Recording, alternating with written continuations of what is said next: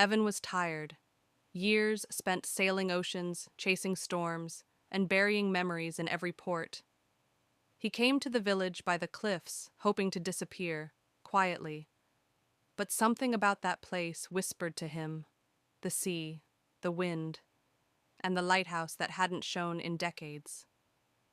On the first night, as the fog rolled in like a ghost's breath, he saw her, a woman in white, standing at the edge of the old lighthouse, veil floating like mist, eyes glowing softly in the moonlight.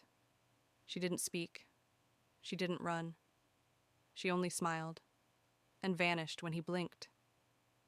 He told himself it was the fog playing tricks, but she returned, every night, same place, same time, and so did he.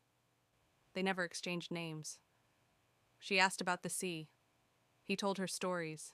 She laughed. He fell in love with the sound of it. But she never stepped beyond the lighthouse stairs, never left footprints in the sand. At the village tavern, an old fisherman watched Evan from the shadows. "You've seen her, haven't you?" he finally asked. Evan nodded. "She waits at the lighthouse." The old man's voice dropped. "Aye, she does. Her groom set sail 80 years ago, and never returned. They say she died waiting, jumped from the lighthouse in her wedding dress. Now she waits for any man who will love her enough to stay." Evan laughed. Ghost stories. The old man didn't. 10:32 a.m., 27th of July, 2025. Sajid Hussein, Makan. On the seventh night, the wind howled louder. She was already there, waiting. But something had changed. Her veil was gone, her eyes darker. There were tears, blood red, but her hand reached for him. "Come with me," she whispered.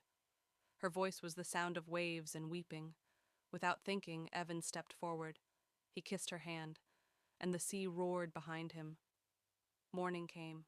Evan's boat was found, rocking gently on the waves. Empty. No footprints. No struggle. Only fog. The villagers say the lighthouse glowed that night, for the first time in 80 years. Now, some still see them. Two silhouettes near the edge, a woman in white, a man holding her hand. They say if you listen closely on stormy nights, you can hear her laughter and his voice whispering, "I finally came back."